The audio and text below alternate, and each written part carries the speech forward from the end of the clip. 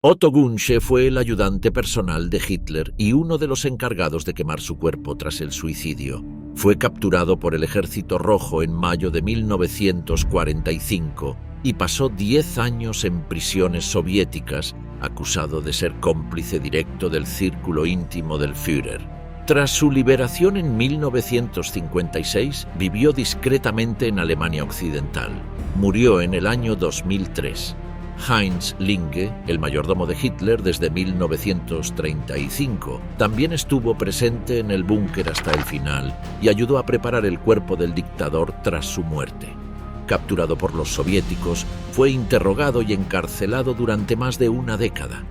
Liberado en 1955, escribió sus memorias revelando detalles inéditos sobre la vida diaria de Hitler. Falleció en 1980. Rochus Misch, operador telefónico y guardaespaldas, fue el último superviviente del búnker. Fue capturado por los soviéticos y pasó 9 años en un gulag.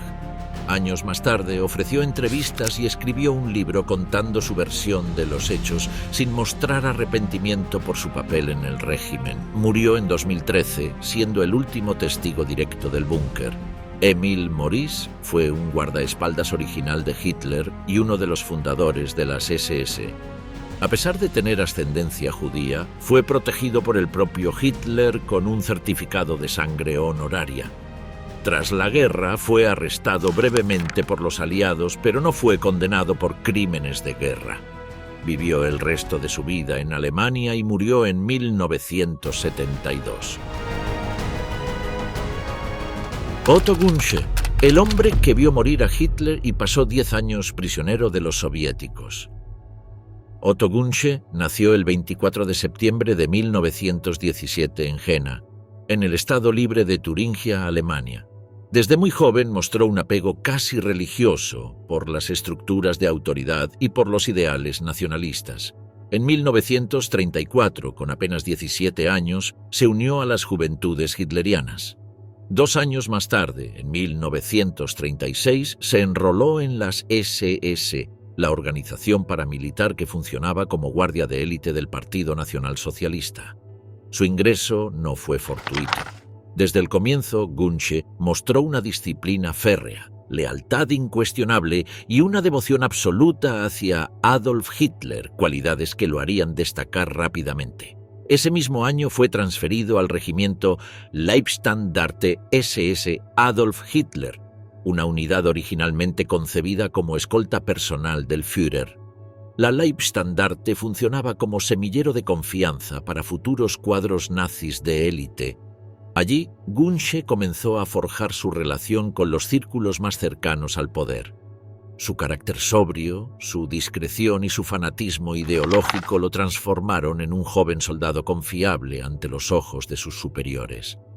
Entre 1936 y 1939, Gunsche continuó con su formación militar y fue ascendiendo en el escalafón de las SS. Con la invasión a Polonia en 1939, participó activamente como parte del regimiento Leibstandarte, que ya no solo era una fuerza ceremonial, sino un cuerpo de combate duro, que se convirtió en un brazo armado de los crímenes del régimen. Durante la campaña occidental de 1940, que incluyó la invasión a Francia, Gunsche luchó con distinción. Fue herido en combate y condecorado por su desempeño. En los años siguientes también participó en el Frente Oriental, en el marco de la Operación Barbarroja, donde la brutalidad alcanzó niveles extremos. Sin embargo, a diferencia de otros oficiales de las SS, su hoja de servicio no estuvo marcada por actos de sadismo o protagonismo público. Gunsche era sobre todo un soldado fiel a su líder. Su perfil discreto, combinado con su entrega y su lealtad sin fisuras, hizo que en 1943 Hitler lo designara como uno de sus ayudantes personales.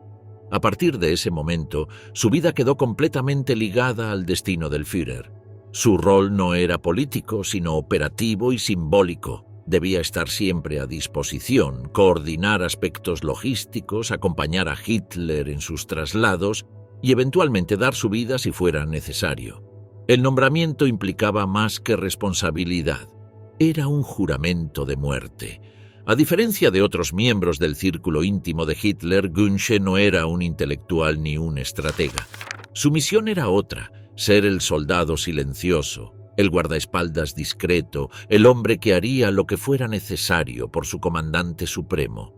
Este papel se intensificaría dramáticamente a partir de 1944, cuando Alemania entró en su fase terminal y la figura de Gunsche se volvería aún más central.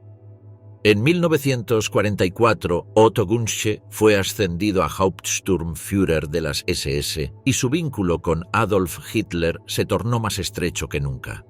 A partir de ese año, su rol como ayudante personal se transformó. Ya no era solo una sombra silenciosa, sino un testigo privilegiado del ocaso del Tercer Reich. Hitler, cada vez más aislado y desconfiado, necesitaba alrededor suyo a figuras en las que pudiera depositar una lealtad absoluta. Gunsche se convirtió en uno de los pocos hombres que gozaban de ese raro privilegio. El atentado del 20 de julio de 1944 contra la vida de Hitler, perpetrado por Klaus von Stauffenberg, marcó un punto de inflexión. Gunsche no se encontraba en la sala cuando estalló la bomba, pero fue uno de los primeros en ingresar tras la explosión. Según los informes, ayudó a evacuar a Hitler y a coordinar los primeros auxilios. A partir de entonces, la paranoia del Führer se agudizó. El círculo de confianza se redujo aún más. La sombra de la traición se proyectaba sobre todos, salvo unos pocos.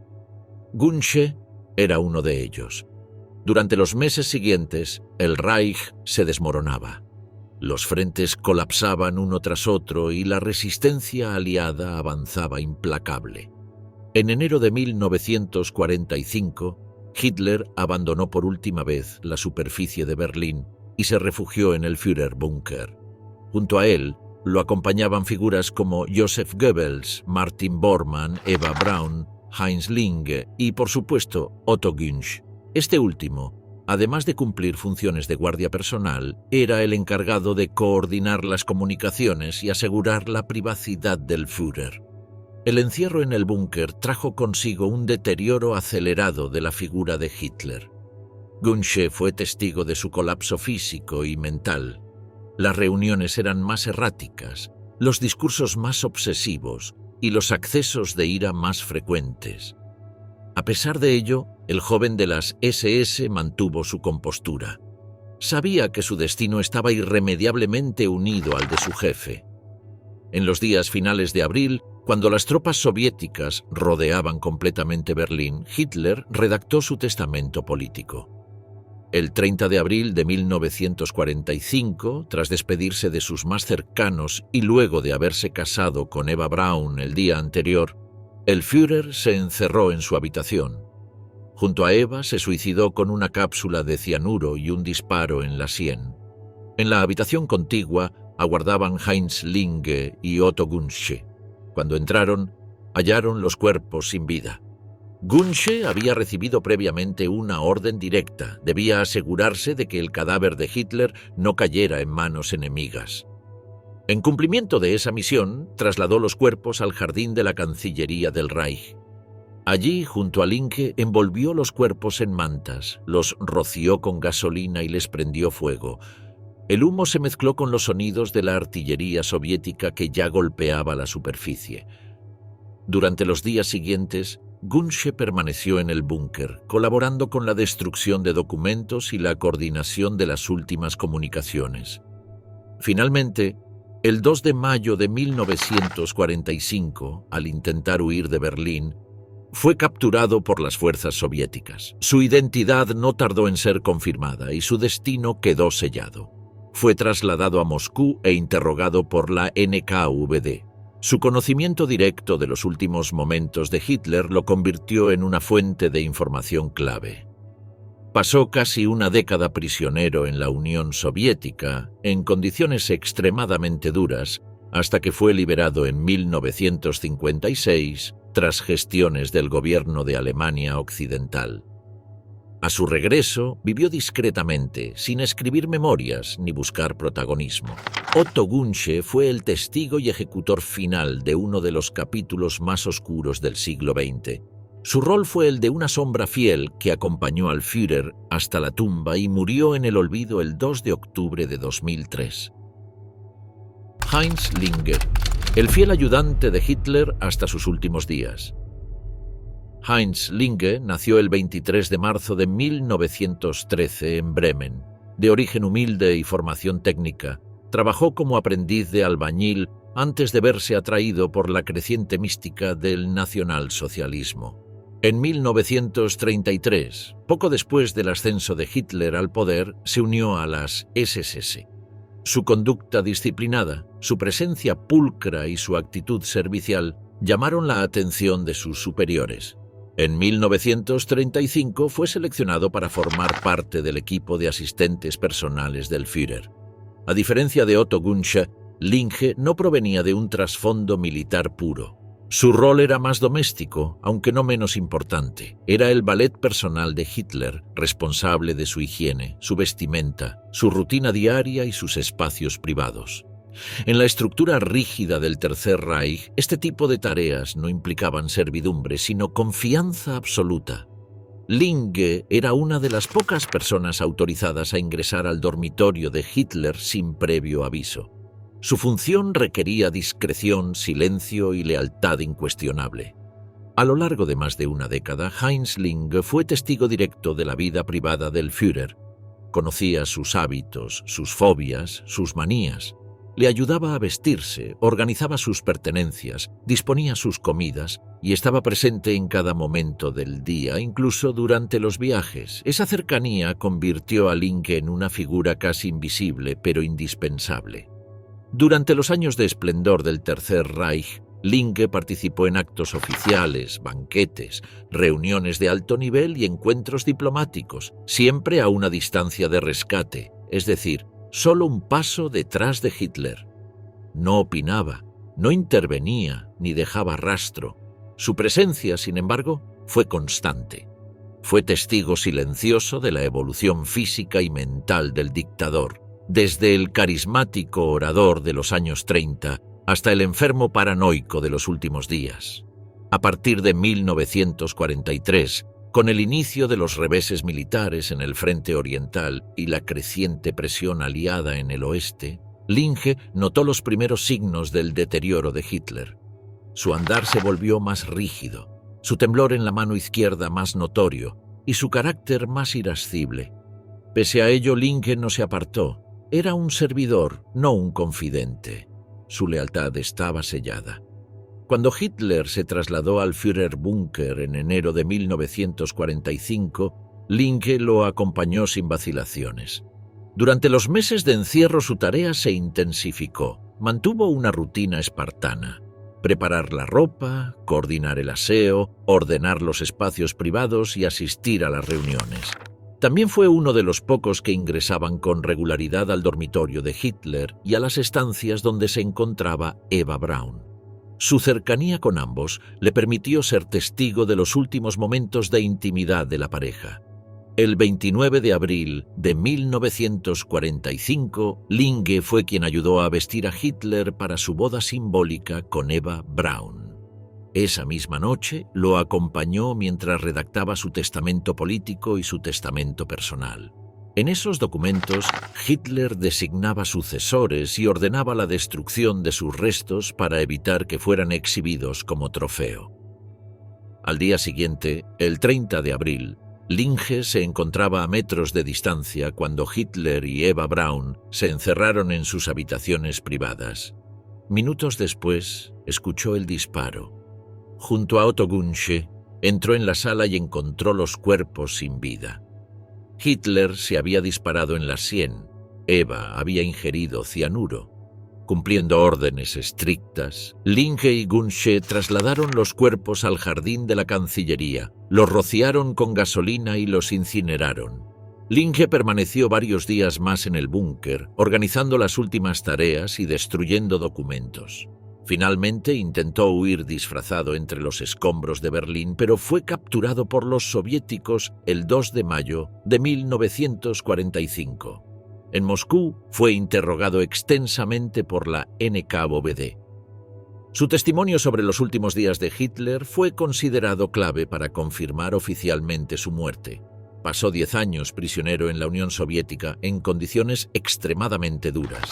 Fue liberado en 1955 y regresó a Alemania Occidental. A diferencia de Gunsche, Heinz Linge sí publicó sus memorias. En ellas describe con detalle la vida diaria de Hitler, su rutina y sus obsesiones. Murió el 9 de marzo de 1980, dejando el testimonio de un hombre que vivió en las sombras del poder absoluto hasta el final.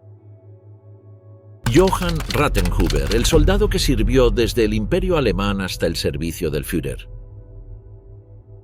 Johann Rathenhuber nació el 30 de abril de 1897 en Múnich, en el seno de una familia bávara de clase media.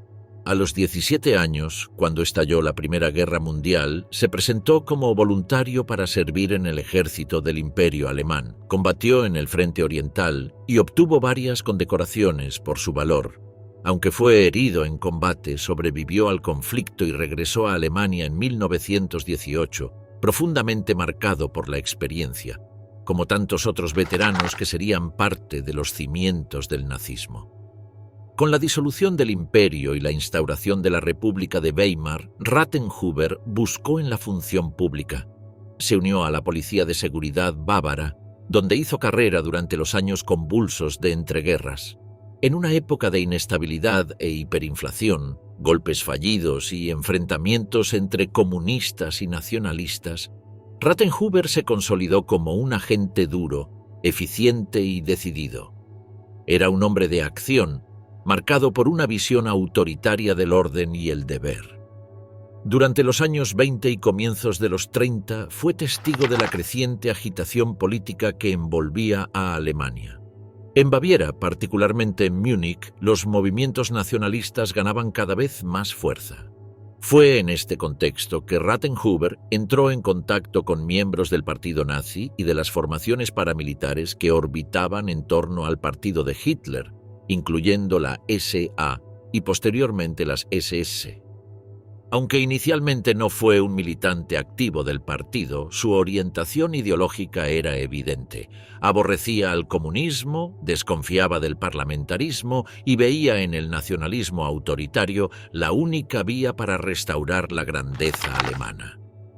En 1933, tras la toma del poder por parte de Adolf Hitler, Rathenhuber fue transferido al aparato de seguridad nacional, integrándose a la Kriminalpolizei y poco después a las oficinas centrales de seguridad del Reich. Ese mismo año fue llamado a formar parte del servicio de protección personal del Führer. A diferencia de otros miembros de la escolta de Hitler, Johann Rathenhuber no provenía de las SS, sino de la policía criminal y contaba con una sólida formación profesional. Su perfil combinaba dos virtudes, eficiencia operativa y una lealtad pragmática. En 1933 se convirtió en el jefe de la Führerschutzkommando, la unidad encargada de la protección inmediata de Hitler. Este cuerpo, que luego evolucionaría en el Reichssicherheitsdienst, tendría como misión exclusiva asegurar la integridad del Führer, tanto en sus desplazamientos como en sus residencias. Bajo su liderazgo, el FSK profesionalizó sus métodos, adoptando técnicas modernas de contrainteligencia, vigilancia encubierta y análisis de amenazas. Rathenhuber era meticuloso, silencioso y distante. No cultivaba amistad con Hitler ni formaba parte del círculo íntimo del régimen. Su relación con el Führer era estrictamente profesional. No obstante, su labor era fundamental. Cada visita, cada tren, cada reunión o aparición pública debía ser inspeccionada y controlada por sus hombres. Cada lugar donde Hitler se alojaba debía ser examinado minuciosamente hasta el último metro cuadrado. En los primeros años del régimen, el FSK y su jefe trabajaban en relativa calma. Pero a medida que la guerra avanzó y las amenazas se multiplicaron, la figura de Rathenhuber cobró creciente importancia. especialmente tras el atentado de 1939 en la cervecería Burger Bräu-Keller de Múnich y el intento de asesinato en 1944 por parte del coronel von Stauffenberg, sus competencias y sus responsabilidades se expandieron drásticamente.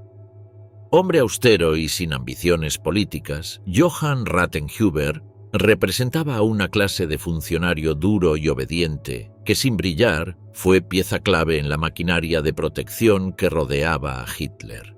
Su perfil, mucho menos mediático que el de otros jerarcas, le permitió permanecer en segundo plano durante los años más oscuros del régimen. A medida que el régimen nazi se consolidaba, Johann Rathenhuber fue ganando poder dentro de la estructura de seguridad del Tercer Reich. En 1935, la Führerschutzkommando que lideraba fue reestructurada y ampliada, dando lugar al Reichssicherheitsdienst, el servicio de seguridad del Reich. Aunque subordinado formalmente al aparato general de seguridad del Estado, el RSD respondía de manera directa a Hitler. Rathenhuber fue confirmado como su jefe y mantendría ese puesto hasta el colapso del régimen.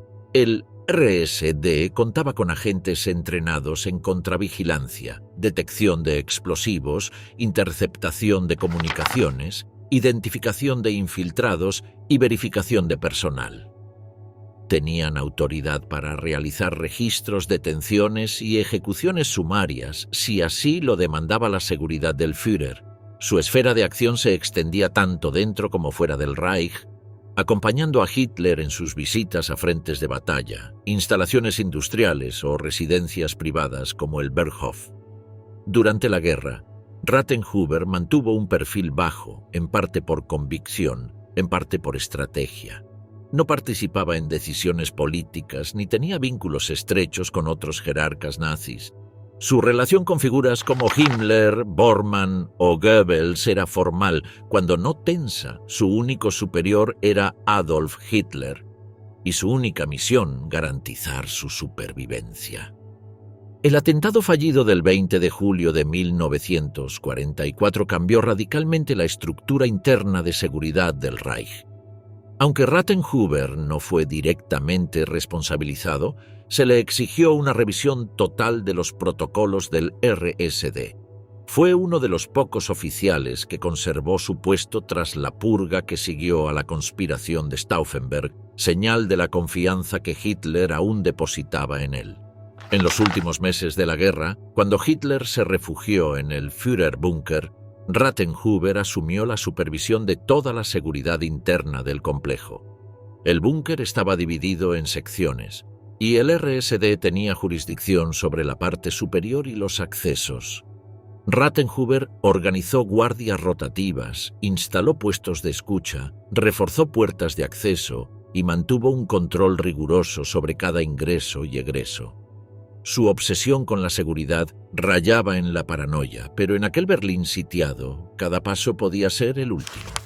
A pesar de la desesperación reinante, Rathenhuber se mantuvo sereno. Supervisaba el funcionamiento del búnker como un administrador metódico. Se mantenía al tanto de los informes militares, asistía a las reuniones diarias y sobre todo cuidaba que ninguna amenaza penetrara el último refugio del Führer.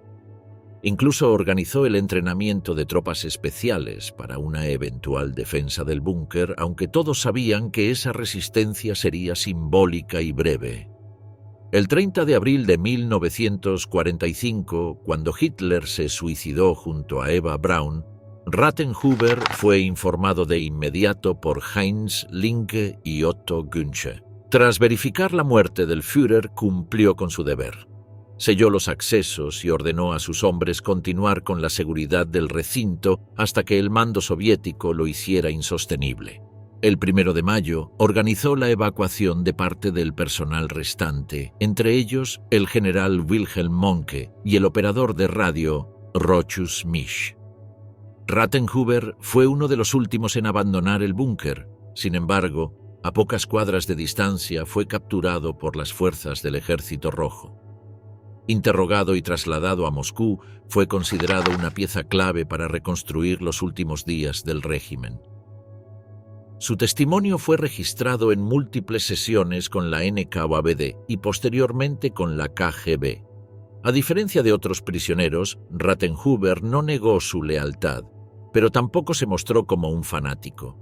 Se presentó como un funcionario obediente, profesional y desvinculado de los crímenes del nazismo, aunque su cercanía con Hitler hacía esa separación difícil de sostener.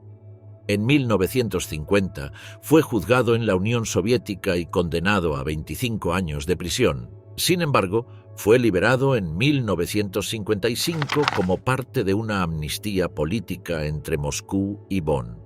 Regresó a Alemania Occidental, donde vivió en relativo anonimato hasta su muerte en 1957. Johann Rattenhuber no fue un ideólogo ni un criminal de guerra destacado, pero durante más de una década fue el centinela silencioso del dictador más temido de Europa. Su vida terminó como empezó, entre archivos, puertas cerradas y la obsesión por el control absoluto. Rochus Misch, el operador de comunicaciones del Führer. Rochus Misch nació el 29 de julio de 1917 en Alt-Salkowitz, una pequeña localidad de Silesia.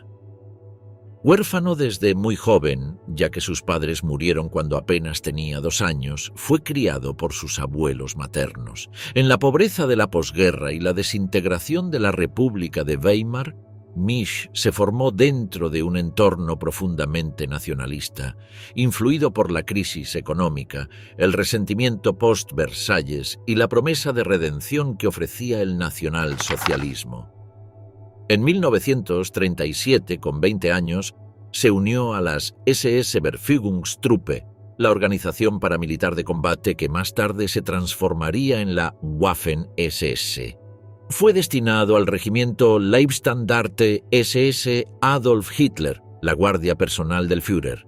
Aunque su motivación inicial era servir a Alemania como soldado, pronto quedó envuelto en la maquinaria del culto al líder.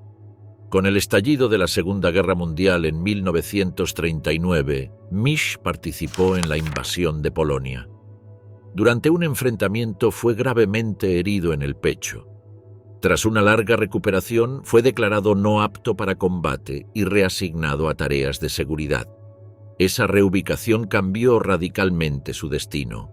Fue seleccionado para integrar el equipo de comunicación y seguridad directa de Adolf Hitler dentro del cuartel general y residencias del Führer. A partir de 1940, Misch trabajó como operador telefónico y responsable de las líneas seguras de comunicación del Führer.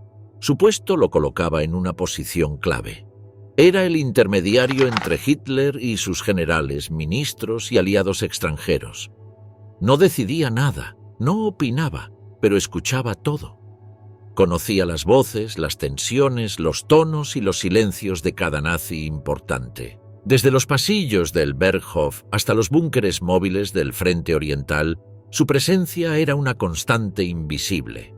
A diferencia de otros miembros del entorno de Hitler, Rochus Misch no formaba parte del círculo íntimo, ni tenía un acceso directo a las decisiones del poder, pero vivía entre ellos.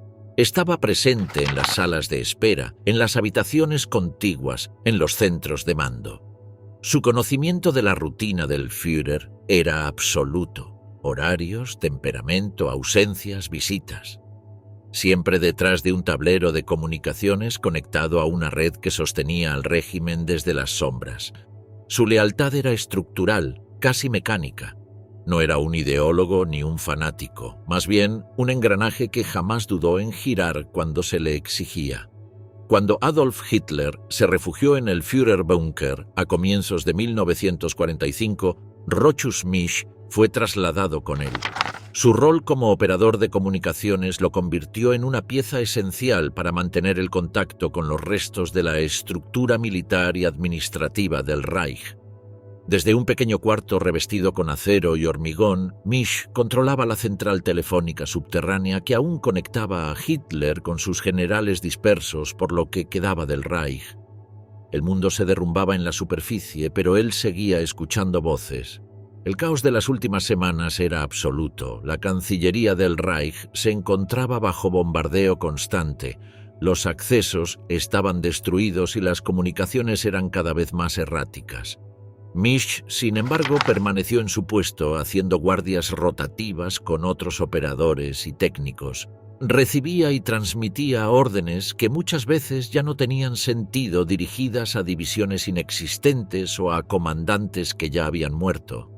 En los pasillos del búnker se cruzaban los restos del círculo íntimo de Hitler. Joseph y Magda Goebbels, Martin Bormann, Otto Gunsche, Heinz Linge, el general Wilhelm Mohnke y las secretarias personales del Führer.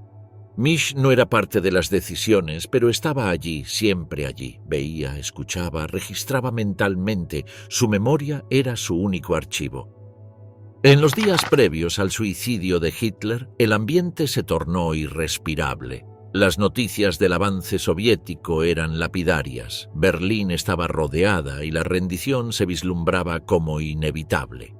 El 30 de abril de 1945, luego de recibir instrucciones sobre su testamento político, Hitler se encerró junto a Eva Braun en su habitación privada.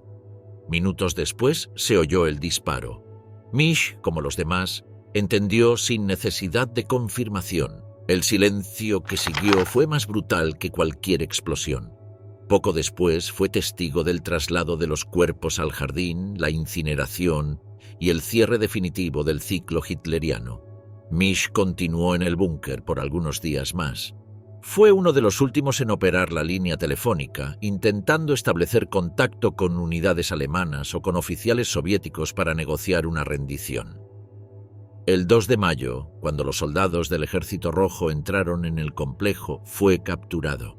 A diferencia de otros jerarcas, Rochus Misch no fue considerado un criminal de guerra. Fue interrogado en profundidad por la NKVD y su conocimiento de las comunicaciones internas del Reich lo convirtió en una fuente de información estratégica.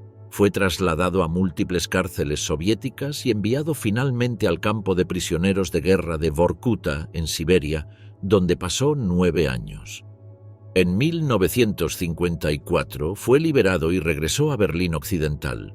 Allí abrió un pequeño negocio de pintura y empapelado. Vivió en relativo anonimato durante décadas, hasta que en los años 2000 comenzó a recibir atención pública por haber sido el último miembro con vida del personal del Führerbunker. A diferencia de otros, nunca mostró arrepentimiento. En entrevistas y memorias, repitió que él no sabía nada de política y que simplemente cumplía órdenes. En 2006 publicó sus memorias tituladas Yo estuve con Hitler, los últimos testigos del búnker. El libro causó controversia. En él se mostraba leal al Führer hasta el final y evitaba cualquier condena moral al régimen nazi. Para algunos era la voz de un testigo honesto, para otros un intento de lavar responsabilidades. Rochus Misch murió el 5 de septiembre de 2013, a los 96 años. Fue el último sobreviviente del Führerbunker. Su vida, como su puesto en la central telefónica, estuvo marcada por el ruido de fondo del poder y el silencio final del derrumbe. Más tarde reconocería que nunca cuestionó el régimen, simplemente obedecía. Durante los años de guerra, Misch acompañó a Hitler en todos sus desplazamientos estratégicos, la campaña occidental, la visita a París, las reuniones en Wolfschanze, los movimientos entre Berlín y Baviera. Instalaba las estaciones de comunicación, supervisaba las transmisiones y aseguraba la confidencialidad. Su nombre no figuraba en los documentos ni en los discursos, pero su rol era indispensable. Cuando la guerra dio un giro irreversible, en 1943, y el Reich comenzó a perder territorio en todos los frentes, Misch fue trasladado de forma permanente al Führerbunker, donde gestionó la central telefónica del búnker subterráneo. Allí trabajaba bajo condiciones extremas, entre llamadas desesperadas, órdenes suicidas y comunicaciones inútiles con el exterior. Su vida, como la del régimen que servía, se redujo a un eco en los cables y la estática. Durante esos años, Rochus Misch fue testigo silencioso de cómo se desmoronaba el poder al que había servido desde su juventud. Conoció el miedo de los generales, la angustia de los secretarios, la desesperación de los ayudantes y el ocaso físico de Hitler. Pero su papel era claro: mantener la conexión aun cuando ya no hubiera nada que conectar. Emil Morris, el guardaespaldas leal con sangre impura. Emil Maurice nació el 19 de enero de 1897 en Westfalia. De formación técnica, comenzó su vida laboral como relojero. Su destino cambió radicalmente cuando se unió al Partido Nacional Socialista en sus etapas más tempranas, en 1919, convirtiéndose en uno de los primeros miembros del movimiento y en uno de los amigos personales más antiguos de Adolf Hitler. Maurice fue más que un simpatizante. Fue uno de los cofundadores de la Stoßtruppe Hitler, el destacamento de guardaespaldas creado para proteger al futuro dictador en sus primeros mítines. Fue parte de la legendaria guardia que lo acompañó en los años de agitación política en Baviera, participando incluso en el fallido Putsch de Múnich en 1923, donde fue arrestado junto a Hitler y pasó tiempo en prisión. Durante esos años de encierro en Landsberg, su amistad con el Führer se consolidó profundamente. En una época donde pocos estaban dispuestos a arriesgarse por el nuevo partido, Maurice fue una figura confiable. Su relación con Hitler no era ideológica ni estratégica, sino profundamente personal. Era en muchos aspectos un amigo íntimo, uno de los pocos que podía tratarlo con familiaridad. Sin embargo, su carrera dentro del partido y las SS tuvo un punto de inflexión cuando, a comienzos de los años 30, se descubrió que tenía ascendencia judía parcial. Las investigaciones internas revelaron que uno de sus bisabuelos era judío, lo que, según las leyes raciales del régimen, lo convertía en un Mischling de segundo grado y lo inhabilitaba para pertenecer a las SS. Heinrich Himmler exigió su expulsión inmediata. Pero Hitler intervino personalmente. Redactó una excepción formal para Maurice, autorizándolo a permanecer dentro de las SS por su lealtad demostrada y sus méritos en los primeros años del movimiento. Esta acción generó tensiones dentro del alto mando, ya que contradecía los preceptos ideológicos del régimen. La relación entre Himmler y Maurice quedó dañada para siempre. A pesar de este conflicto, Emil Maurice fue apartado discretamente de los primeros planos. No tuvo un rol protagónico dentro de las SS ni participó de crímenes documentados durante el conflicto. Durante la guerra fue transferido a la Luftwaffe, donde sirvió como oficial técnico. Su rol fue administrativo, sin participación directa en combates. A diferencia de otros oficiales de alto rango, nunca alcanzó posiciones relevantes en el aparato de exterminio ni fue parte de las operaciones militares decisivas. Al concluir la guerra, Maurice fue capturado por las fuerzas aliadas. Fue interrogado, pero su cercanía con Hitler no fue suficiente para considerarlo un criminal de guerra. No se le imputaron responsabilidades penales y fue internado en un campo de desnazificación, donde fue clasificado como simpatizante de segundo nivel. Pasó algunos años detenido en Alemania, pero fue liberado sin mayores consecuencias. En el periodo de posguerra, Emil Maurice se mantuvo alejado de la política y de los focos públicos. Regresó a su profesión como óptico y relojero y vivió discretamente en Múnich. Su relación con Hitler, aunque conocida, fue relegada al pasado. No publicó memorias ni ofreció entrevistas reveladoras. Murió el 6 de febrero de 1972. Maurice fue una figura ambigua. El guardaespaldas fiel, el amigo íntimo del dictador, y al mismo tiempo un hombre que encarnaba una contradicción intolerable para el régimen que ayudó a construir. Su permanencia en el sistema, gracias a la intervención directa de Hitler, es una de las pocas excepciones documentadas a la implacable política racial del Tercer Reich. Julius Schreck, el primer guardaespaldas del Führer. Julius Schreck nació el 13 de julio de 1898 en Múnich, en el Reino de Baviera. Fue una figura fundamental en los primeros años del Partido Nacional Socialista, aunque su nombre quedó con el tiempo relegado a un segundo plano dentro de la historia oficial del Tercer Reich. Sin embargo, sin él, la génesis de las estructuras de protección personal de Hitler no se puede comprender del todo. Veterano de la Primera Guerra Mundial, Schreck se unió muy tempranamente al incipiente movimiento nacionalista liderado por Adolf Hitler. Fue miembro del Partido Nacional Socialista desde 1920 y uno de los primeros hombres en rodear al futuro dictador con un aura de misticismo y autoridad. Más que un guardaespaldas, fue un compañero de confianza. Uno de los hombres que más tempranamente entendió que Hitler debía ser protegido no solo físicamente, sino simbólicamente. En 1923 participó en el fallido Putsch de Múnich, por lo que fue encarcelado junto con Hitler en la prisión de Landsberg.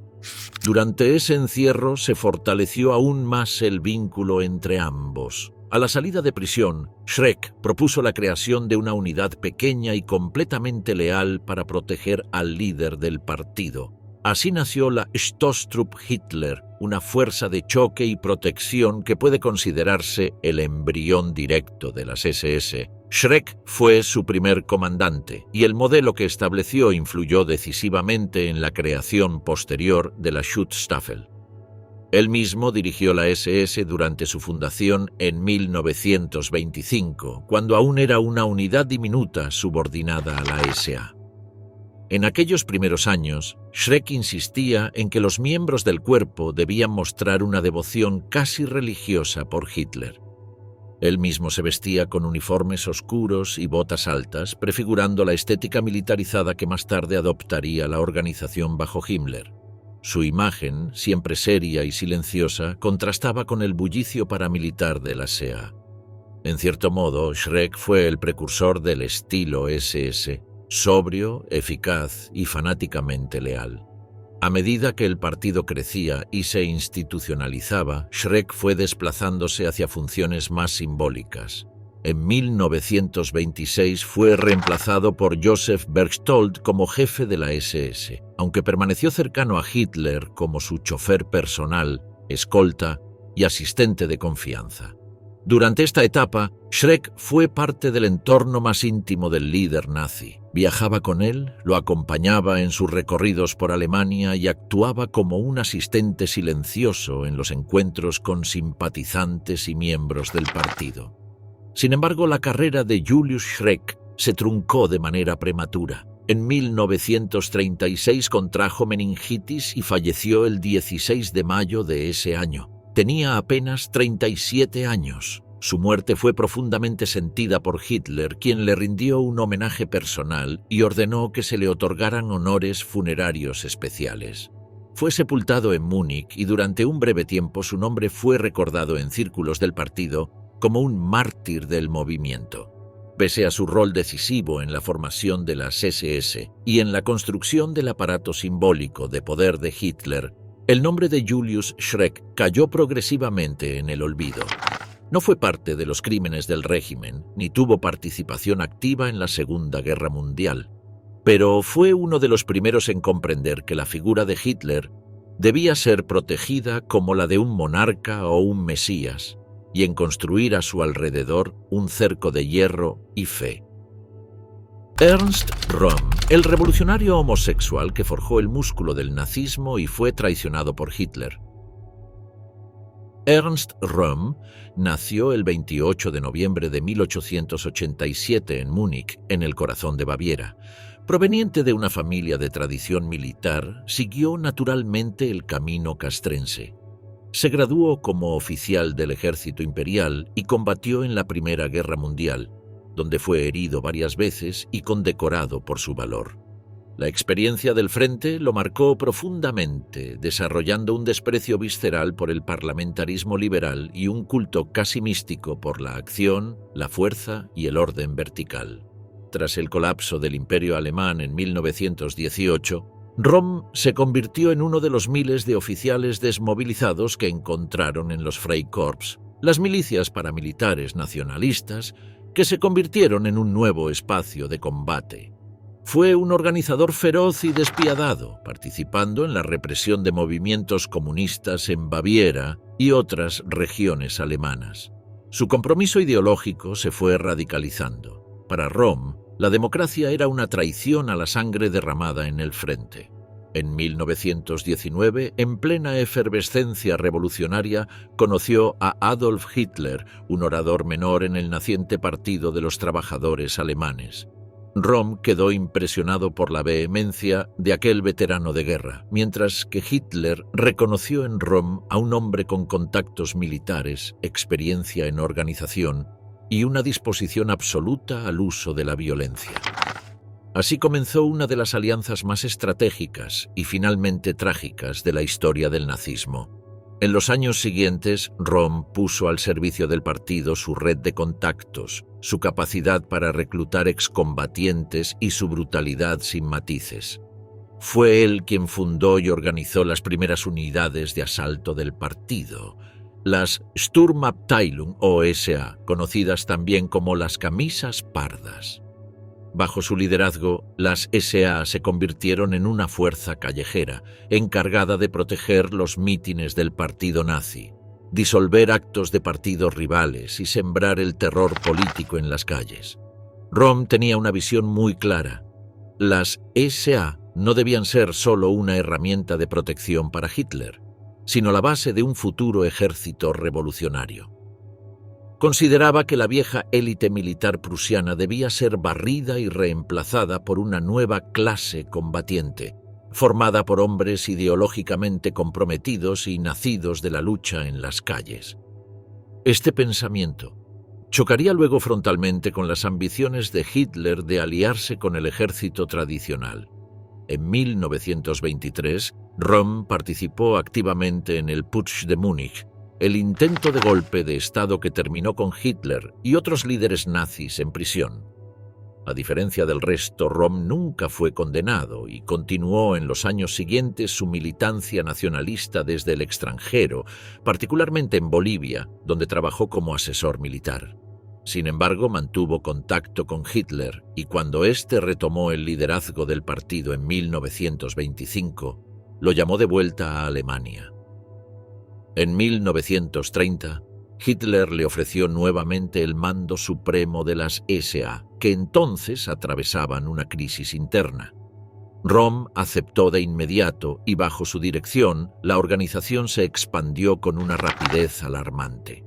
Para 1933, cuando Hitler llegó al poder, las SA contaban con más de 3 millones de miembros. Era una fuerza armada paralela al ejército regular y completamente leal a Röhm. Esta situación generó una tensión insostenible. Röhm consideraba que el verdadero objetivo del movimiento era la revolución total, incluso si eso implicaba chocar con la aristocracia conservadora y con los militares de carrera. Hitler, por el contrario, necesitaba el apoyo del ejército para consolidar su poder y comenzó a ver en Röhm a una amenaza peligrosa. Röhm, además, no ocultaba su homosexualidad, un secreto a voces que desafiaba públicamente la moral oficial del régimen. Aunque Hitler le restó importancia en sus primeros años, sus enemigos políticos, especialmente Heinrich Himmler y Hermann Göring, comenzaron a utilizar ese dato como argumento para exigir su eliminación. El enfrentamiento entre ambos mundos, el revolucionario de Röhm y el estratégico de Hitler, se volvería inevitable. Para 1933, Ernst Röhm era una de las figuras más poderosas de la Alemania nazi. Como jefe supremo de las SI, había transformado lo que alguna vez fue una pequeña milicia callejera en un ejército de millones de hombres. Su autoridad era indiscutida dentro de la organización y su lealtad a Hitler, aunque firme, comenzaba a convivir con una ambición desbordada. Röhm no solo aspiraba a mantener el poder de las SA, sino a absorber al Reichswehr, el ejército regular, e instaurar una nueva fuerza armada revolucionaria bajo su control. Esta idea, que Hitler toleró durante años, se convirtió en una amenaza directa cuando comenzó a negociar con los altos mandos militares una transición de poder definitiva. Los generales prusianos, guardianes de una tradición elitista y conservadora, exigían una condición para jurar lealtad a Hitler como jefe de Estado: la eliminación de Röhm y el fin del poder autónomo de las SA. Simultáneamente, una campaña interna impulsada por Heinrich Himmler, jefe de las SS, y Hermann Göring, jefe de la Gestapo y la Luftwaffe, comenzó a minar la posición de Röhm. Se recopilaron informes, se espiaron reuniones, se inflaron cifras y se alimentó el temor de que Röhm estuviera organizando un golpe interno contra Hitler. Aunque no existían pruebas concluyentes de una conspiración, el ambiente estaba maduro para una acción decisiva. La homosexualidad de Röhm fue un elemento clave en la operación de desprestigio. Aunque era un secreto conocido desde hacía años, Hitler lo había tolerado por lealtad personal. Pero en la atmósfera puritana y paranoica del régimen nazi, sus preferencias sexuales fueron utilizadas como excusa para justificar lo que vendría. La propaganda oficial comenzaría a retratarlo como un depravado moral y una amenaza para la juventud alemana. El pretexto fue sellado en junio de 1934. Hitler, tras semanas de presión por parte del ejército, firmó la orden para eliminar a Röhm y a los principales jefes de las SA. La operación fue denominada Noche de los Cuchillos Largos y se ejecutó entre el 30 de junio y el 2 de julio. Hitler viajó personalmente al balneario de Bad Wiessee, donde Röhm y otros líderes de las SA estaban reunidos en un retiro. Allí ordenó su arresto y el de toda la cúpula. Más de 200 personas fueron detenidas, muchas ejecutadas sumariamente. Röhm fue trasladado a la prisión de Stadelheim, donde se le ofreció una pistola para suicidarse. Rechazó la opción, diciendo que Hitler debía matarlo con sus propias manos. Finalmente, fue asesinado el 1 de julio de 1934 por dos oficiales de las SS, Theodor Eicke y Michael Lippert. El asesinato de Röhm marcó una ruptura histórica. Las SA fueron inmediatamente desmanteladas como fuerza política independiente y subordinadas al nuevo orden impuesto por las SS. Hitler presentó la purga como una acción preventiva para evitar una traición y el Reichstag aplaudió la medida. Por decreto, el Führer asumía la responsabilidad personal por los crímenes cometidos. El nombre de Röhm fue eliminado de todos los documentos oficiales del régimen. Su imagen fue borrada de fotografías y su legado reducido a un par de menciones en los archivos secretos. Pero su rol fue fundamental. Sin Röhm, el ascenso del nazismo no habría sido posible. Fue él quien dio cuerpo a la violencia callejera, quien organizó el músculo del partido y protegió a Hitler cuando era un agitador desconocido. En una ironía amarga, Röhm fue traicionado por el mismo hombre al que ayudó a llegar al poder. Su ejecución no solo fue un acto político, sino también simbólico. La Revolución Nacional Socialista sacrificaba a sus elementos más radicales para consolidarse como régimen autoritario. A partir de su muerte, la violencia ya no sería descontrolada ni popular, sino estatal y organizada. Ernst Röhm, el militar que soñó con una Alemania de soldados plebeyos, murió como tantos otros en el nazismo, víctima del sistema que ayudó a construir. Ulrich Graf, el guardaespaldas que recibió un disparo por proteger a Hitler.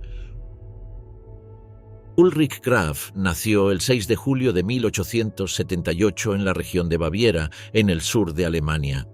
De formación rural, se dedicó desde joven a labores agrícolas y trabajos administrativos menores.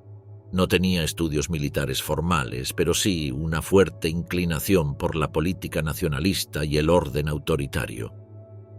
Durante los años posteriores a la Primera Guerra Mundial, en el caos de la República de Weimar, Graf se unió a movimientos paramilitares como los Freikorps, en los que participó en la represión de los levantamientos comunistas. Fue uno de los primeros en afiliarse al Partido Nacional Socialista Alemán de los Trabajadores, ingresando en 1919. En ese contexto conoció a Adolf Hitler, a quien ofreció sus servicios como guardaespaldas personal. Su complexión fuerte, su instinto protector y su fe ciega en el movimiento lo convirtieron en un miembro fundamental del círculo de seguridad del partido. No era un ideólogo ni un intelectual, sino un hombre de acción, leal hasta el extremo y sin escrúpulos en el uso de la violencia. Ulrich Graf se convirtió en uno de los principales miembros del pequeño destacamento de protección que rodeaba a Hitler en sus mítines públicos. en una época en que cada discurso representaba un riesgo real de agresión física. Fue uno de los fundadores del Sturmtrupp Hitler, la unidad de choque primigenia que luego daría lugar a la creación de las SS. En su interior, Graf era conocido por su fanatismo y su voluntad de ponerse entre su líder y cualquier amenaza. No obstante, su momento más célebre llegó el 9 de noviembre de 1923 durante el fallido Putsch de Múnich. Ese día, Hitler y sus seguidores intentaron derrocar al gobierno de Baviera marchando por el centro de la ciudad. Cuando la policía abrió fuego contra los manifestantes, Ulrich Graf se interpuso entre Hitler y las balas. Recibió 5 disparos y cayó gravemente herido, dando al futuro dictador tiempo para evitar ser alcanzado. Esa acción lo convirtió en un símbolo de lealtad dentro del movimiento nazi. Fue tratado como un mártir viviente, y Hitler lo mencionó públicamente en varias ocasiones como ejemplo de fidelidad absoluta. Tras la reorganización del partido y la fundación de las SS en 1925, Graf fue incluido en sus filas con el número de miembro SS número 1. A pesar de este honor simbólico, su papel operativo comenzó a declinar. Con la profesionalización del aparato de seguridad y el ingreso de figuras como Heinrich Himmler, Otto Günsche o Johann Rathenhuber, Graf fue desplazado a funciones secundarias. Su figura era demasiado rústica, demasiado primitiva para el nuevo perfil elitista y tecnocrático que las SS buscaban imponer. Durante los años 30, Graf fue utilizado principalmente con fines propagandísticos, apareciendo en actos oficiales, desfiles y celebraciones como el guardaespaldas que tomó las balas por Hitler. Su historia era repetida como ejemplo de sacrificio y abnegación, aunque su poder real dentro del aparato nazi era prácticamente nulo. En 1936 fue elegido miembro del Reichstag, cargo que mantendría durante la mayor parte del Tercer Reich, aunque sin peso político alguno. Su presencia en el Parlamento era decorativa. Durante la Segunda Guerra Mundial, Ulrich Graf no ocupó ningún puesto relevante ni participó en acciones militares. Su salud, deteriorada por las heridas sufridas en 1923, y su avanzada edad lo mantuvieron al margen de las operaciones del régimen. Vivió en Múnich como funcionario honorario y miembro ceremonial de las SS, recibiendo un salario del partido y participando ocasionalmente en conmemoraciones. En los últimos días del Tercer Reich, se mantuvo alejado del núcleo de poder. No formó parte del personal del Führerbunker ni tuvo participación en la caída de Berlín. Cuando la guerra terminó, fue arrestado por las fuerzas estadounidenses y enviado a un campo de prisioneros.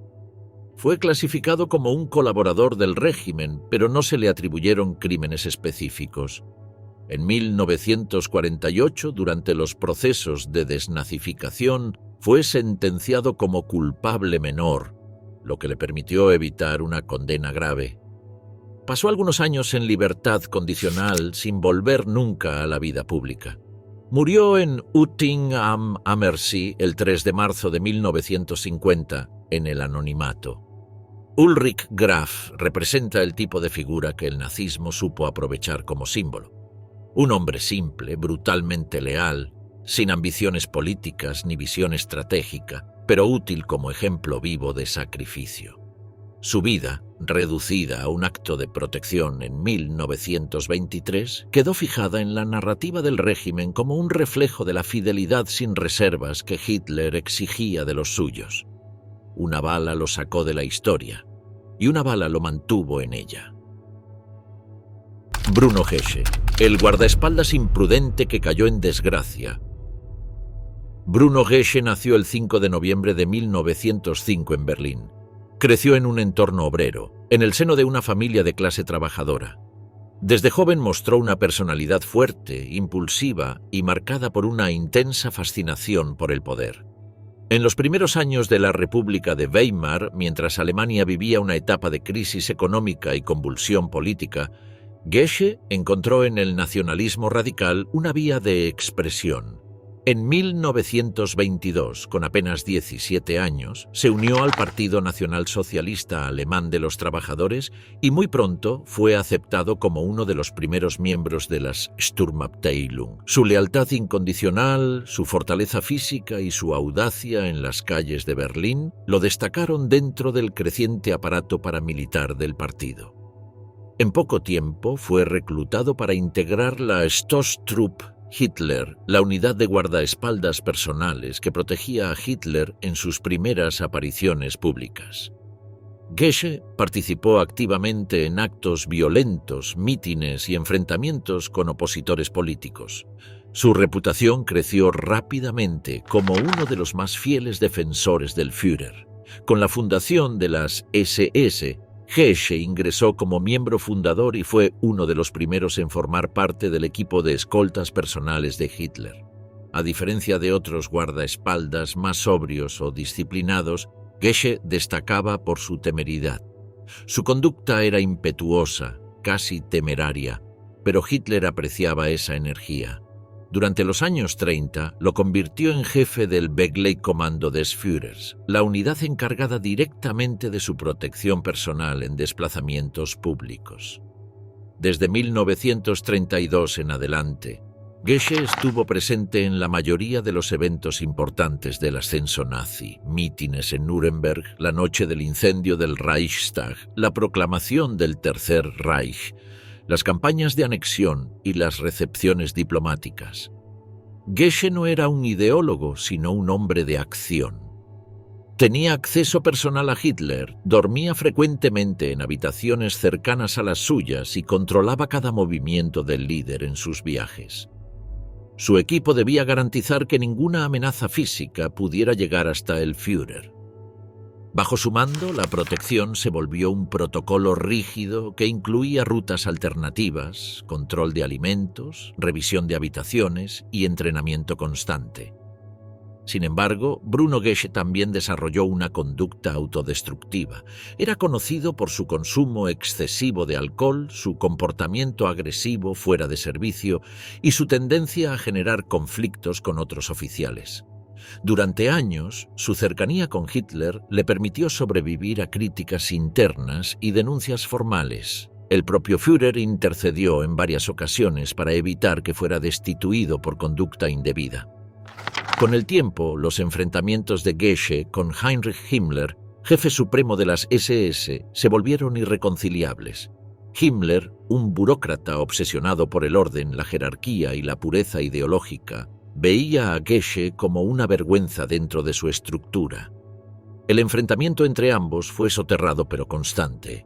Gesche no ocultaba su desprecio por Himmler y su entorno, y este a su vez buscaba cualquier excusa para apartarlo del círculo del poder. El punto de quiebre llegó en 1942, cuando Gesche, bajo los efectos del alcohol, amenazó a un compañero oficial con un arma de fuego durante una discusión.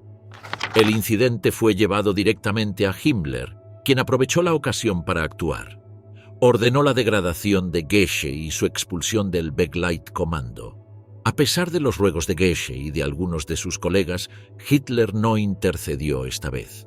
Gesche fue degradado y enviado al Frente Oriental, donde sirvió en una unidad de combate de las Waffen-SS. Fue herido en combate condecorado y regresó temporalmente a Alemania, pero su reputación estaba arruinada. Aunque nunca fue expulsado formalmente de las SS, quedó marginado de las altas esferas. Su rol como protector del Führer fue asumido por otros hombres más confiables, entre ellos Franz Schädle y Otto Ganche. Durante los últimos años de la guerra, Gesche fue transferido a varios destinos secundarios. Aunque seguía siendo miembro de las SS, ya no tenía contacto directo con Hitler ni con los jefes del régimen. Su caída fue silenciosa, pero definitiva. Pasó de ser una sombra cercana del poder absoluto a un veterano olvidado. Al terminar la guerra, fue capturado por las fuerzas estadounidenses y sometido a interrogatorio. Al no tener participación directa en crímenes de guerra, fue liberado tras un proceso de desnazificación en 1946, aunque se le prohibió ocupar cargos públicos. Vivió el resto de su vida en Berlín Occidental, donde trabajó en el sector privado. murió el 15 de enero de 1980 en relativo anonimato. Bruno Geschke encarnó el arquetipo del fanático leal que por su propia imprudencia y descontrol se convirtió en una figura incómoda incluso para el régimen que ayudó a levantar. Fue uno de los primeros en estar al lado de Hitler y uno de los primeros en ser olvidado por él.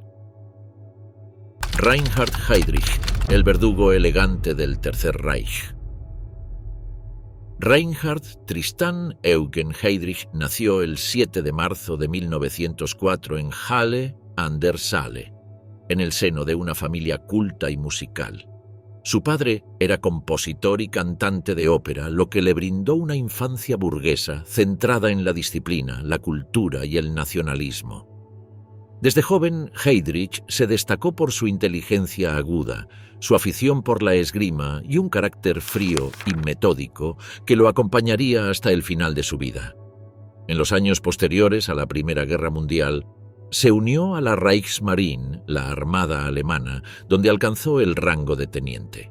Sin embargo, en 1931 fue expulsado por conducta impropia tras un escándalo amoroso que involucró a una mujer comprometida. A los 27 años, su carrera militar parecía arruinada. Pero ese mismo año, una entrevista con Heinrich Himmler cambió su destino para siempre. Himmler, por entonces jefe en ascenso de las SS, quedó impresionado por la apariencia nórdica de Heydrich, su capacidad organizativa y sus conocimientos sobre inteligencia militar. Lo reclutó para organizar el servicio de inteligencia del partido, el Sicherheitsdienst o SD. Fue una decisión histórica. En poco tiempo, Heydrich convirtió al SD en una red de espionaje y vigilancia ideológica que superó a todas las estructuras anteriores. Ascendió rápidamente dentro de la jerarquía del Tercer Reich. En 1934, tras la Noche de los Cuchillos Largos, fue uno de los encargados de llevar a cabo la purga interna contra las SA, al lado de Himmler y Göring. Su eficiencia implacable impresionó a Hitler, quien lo integró al círculo de confianza del régimen.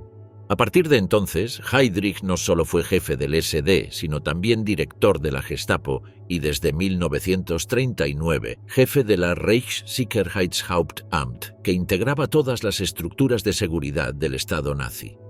Heydrich no era técnicamente un guardaespaldas personal de Hitler, pero sí fue uno de los responsables de la seguridad del Führer y del Reich en su conjunto. Desde su despacho en Berlín diseñó políticas de vigilancia, represión y exterminio, manteniendo el orden interior del régimen mediante el terror y el espionaje.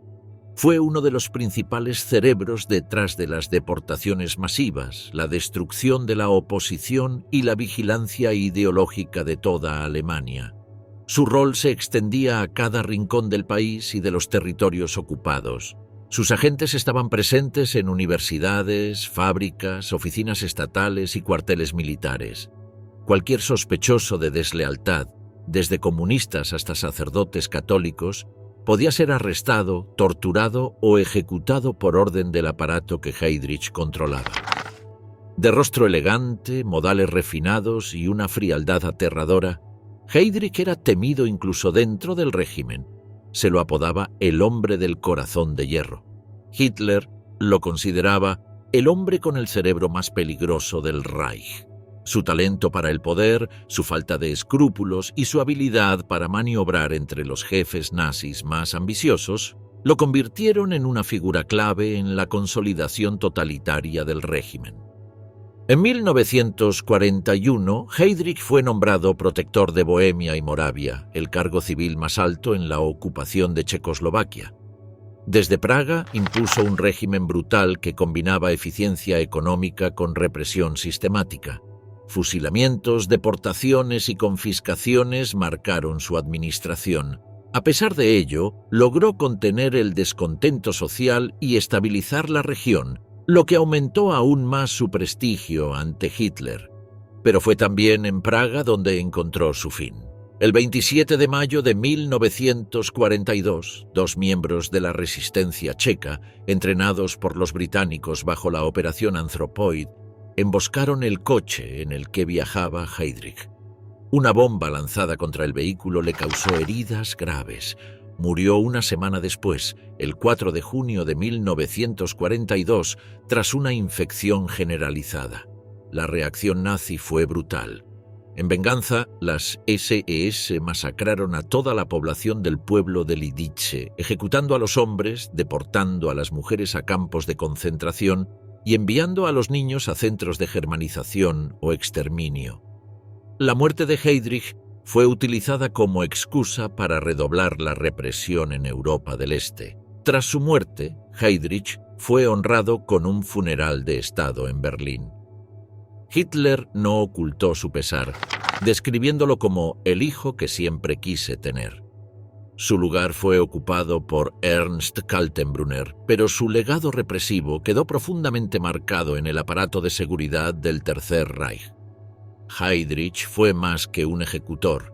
Fue un arquitecto del terror, un tecnócrata del exterminio y una de las mentes más calculadoras del régimen nazi. Si hubiera vivido, probablemente habría tenido un rol aún más siniestro en la solución final que él mismo ayudó a diseñar durante la conferencia de Wannsee en enero de 1942. Murió joven, con apenas 38 años, pero su obra perduró. Un aparato de muerte burocratizado, preciso, silencioso. Fue el verdugo elegante, el que no necesitaba gritar para matar. Erwin Rommel, el mariscal fiel que terminó acusado de traidor. Erwin Johannes Eugen Rommel nació el 15 de noviembre de 1891 en Heidenheim, en el reino de Württemberg. Hijo de un maestro de escuela, su vocación militar se manifestó tempranamente. Se incorporó al ejército imperial a los 18 años y combatió con distinción en la Primera Guerra Mundial, donde su valor y habilidad táctica le valieron la Cruz de Hierro y una sólida reputación entre sus camaradas. Tras el conflicto, Rommel permaneció en el reducido Reichswehr de la República de Weimar, donde ascendió lentamente en una institución marcada por la rigidez prusiana. Se destacó como instructor y autor de un influyente manual táctico, La Infantería Ataca, publicado en 1937, que lo puso en el radar de la nueva élite militar nazi. Fue durante los años del ascenso del Tercer Reich que Rommel captó la atención de Adolf Hitler, quien lo nombró comandante del batallón de escolta personal durante la invasión de Polonia en 1939. Su lealtad al Führer, combinada con su eficacia, lo hizo merecedor de confianza en la cúpula del poder. En 1940, durante la campaña de Francia, Rommel comandó la 7ª División Panzer, que protagonizó un avance espectacular, ganándose el apodo de la División Fantasma por su velocidad e imprevisibilidad. El reconocimiento fue inmediato. Hitler lo ascendió a general y en 1941 le confió el mando del Afrika Korps, enviado al norte de África para socorrer al maltrecho ejército italiano. Allí nació la leyenda del Zorro del Desierto. Rommel demostró ser un comandante audaz, flexible y profundamente respetado tanto por sus tropas como por sus enemigos. Winston Churchill lo describiría como un oponente digno y honorable. Rommel combinaba una mentalidad táctica brillante con una actitud personal sobria. Despreciaba la ostentación, el sadismo y el antisemitismo ideológico del régimen. Aunque era admirado por Hitler, mantenía distancia de los círculos de poder del partido nazi y evitaba comprometerse con las SS o con acciones represivas. Esta reserva moral no impidió, sin embargo, que se beneficiara del sistema ni que combatiera bajo su bandera con disciplina absoluta. En los años más difíciles del Afrika Korps, cuando escaseaban los suministros y las derrotas se acumulaban, Rommel pidió en varias ocasiones una retirada estratégica. Hitler se negó, como haría una y otra vez con sus generales. Finalmente, Rommel fue evacuado en 1943 por problemas de salud. Regresó a Europa y fue destinado a la defensa del muro atlántico, preparando la costa francesa ante la inminente invasión aliada. Durante la batalla de Normandía en junio de 1944, Rommel intentó contener el avance enemigo, pero chocó con la falta de recursos y la obstinación del alto mando. Sabía que la guerra estaba perdida. Para entonces, comenzaba a circular en su entorno el rumor de conspiraciones militares contra Hitler. Si bien Rommel nunca fue parte directa del complot del 20 de julio de 1944, que intentó asesinar al Führer con una bomba en su cuartel general, sus simpatías con los conspiradores eran conocidas. Varios oficiales implicados, como el general Hans Speidel, jefe de su Estado Mayor, actuaban bajo su protección. Rommel defendía la necesidad de negociar la paz con los aliados occidentales, una posición que en el Reich ya equivalía a traición. Hitler, herido en su orgullo tras el atentado fallido, desató una caza de brujas. Más de 7.000 oficiales fueron arrestados y cientos ejecutados. Rommel no podía ser juzgado públicamente, era demasiado popular tanto dentro como fuera de Alemania. Se temía que una condena pública pudiera desmoralizar a los soldados en el frente o incluso que pudiera provocar un levantamiento entre los soldados. Entonces se optó por una solución silenciosa. El 14 de octubre de 1944, dos generales llegaron a la residencia de Rommel en Herrlingen. Le ofrecieron una elección. Podía enfrentar un juicio por alta traición, que acabaría en ejecución y represalias contra su familia, o suicidarse a cambio de honores militares y seguridad para sus seres queridos. Rommel aceptó la segunda alternativa. Minutos después tomó una cápsula de cianuro en el interior de un automóvil. El régimen anunció que había muerto a causa de las heridas sufridas en Normandía. Se le concedió un funeral de Estado con todos los honores y su muerte fue lamentada públicamente por Hitler. Solo después de la guerra, tras la caída del Tercer Reich, se conocieron los detalles de su muerte forzada. Rommel se convirtió en un caso único. El héroe nazi que terminó ejecutado por el propio Hitler, víctima de su independencia moral y su negativa a sumarse al fanatismo absoluto. Nunca fue un conspirador activo, pero tampoco fue un cómplice ciego. Su figura fue reivindicada en la posguerra como ejemplo de militar honorable, aunque su responsabilidad por combatir al servicio del régimen no desaparece bajo su aura de estratega brillante. Murió como vivió, con disciplina, sin escándalo y en silencio. El zorro del desierto no cayó en combate, sino atrapado por las mismas fauces que ayudó a alimentar.